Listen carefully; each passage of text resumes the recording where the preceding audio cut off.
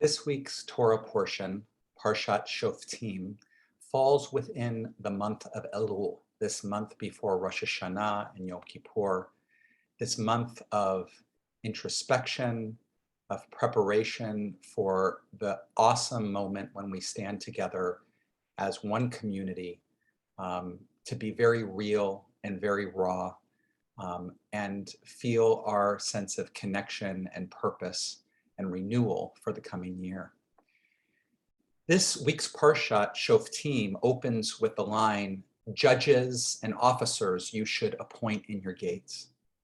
And this is a core theme of Jewish tradition, which is one that emphasizes justice, that emphasizes the need for judges in society, people who are able to assess what is right and what is wrong.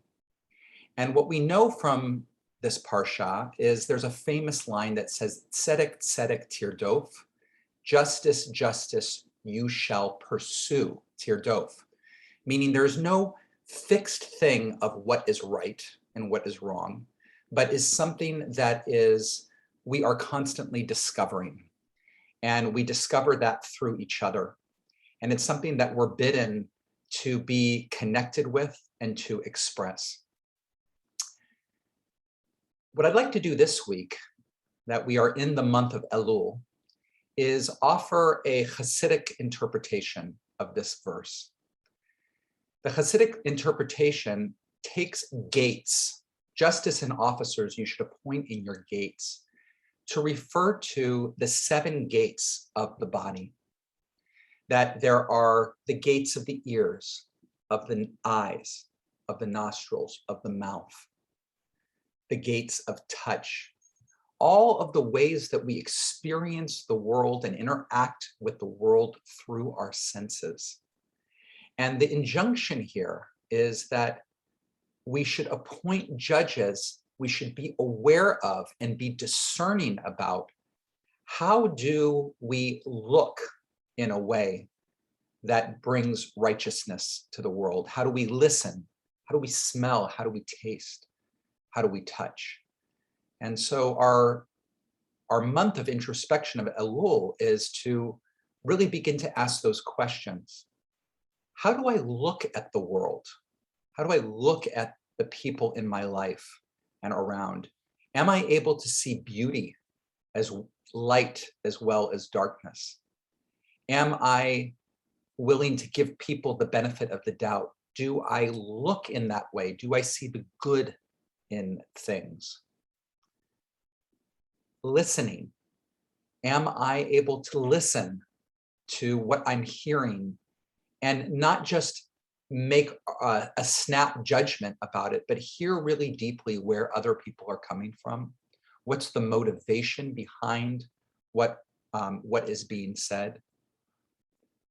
How to listen.